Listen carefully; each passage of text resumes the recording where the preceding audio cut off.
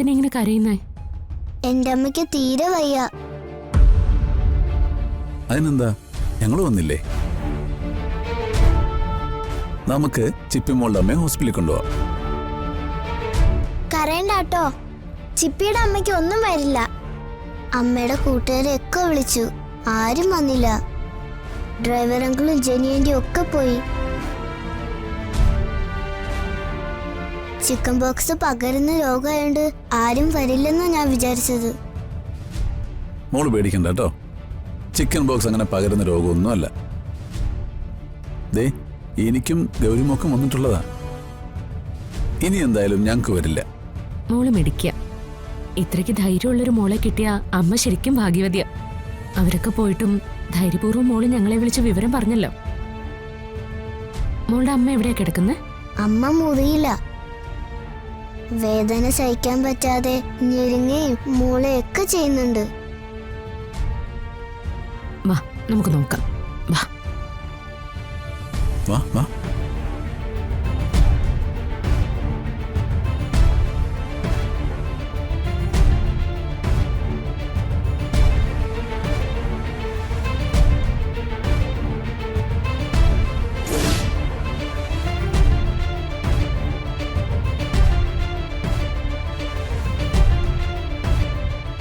എവിടെ അമ്മയുടെ റൂം?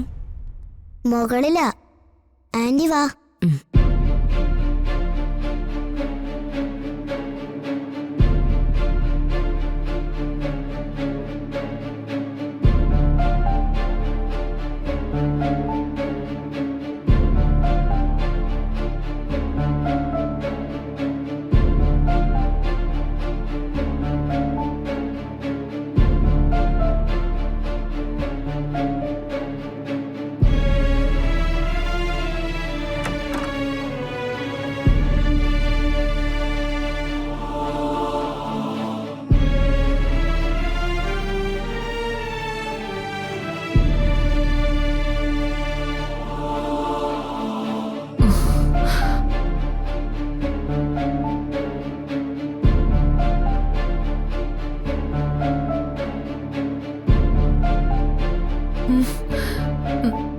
ആരാ മോളെ?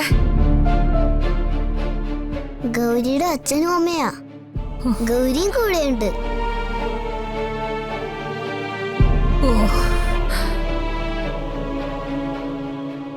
എടോ, താനിപ്പോ അങ്ങോട്ട് വരണ്ട. അതെന്താ?